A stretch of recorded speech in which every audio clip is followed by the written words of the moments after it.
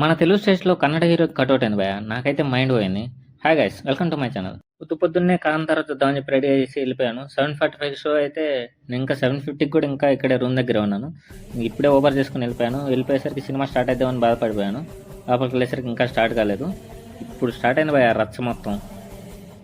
Title తోటి start చేశాడు. Cinema end అయ్యేంత వరకు ఎక్కడా కూడా నిన్ను డిసప్పాయింట్ చేయకుండా చేశాడు. ఓకే, ఫస్ట్ హాఫ్ కొంచెం లో ఉంది, కానీ ఇంటర్వెల్ సీన్ తోటి నీకు హై మూమెంట్ తోటి బయటకు వస్తావు.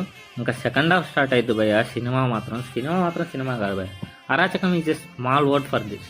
హీరోయిన్ రుక్మిణి వాసంత గారు అసలు ఏమో మామూలుగా అయితే క్యూట్ ఓవర్లోడెడ్ ఉంటుంది. ఈ సినిమాలో మాత్రం యాక్టింగ్ ఓవర్లోడెడ్. అసలు ఏమతోటి ఒక సినిమా మొత్తం ఒక మలుపు తిరిగిపోద్ది అలా.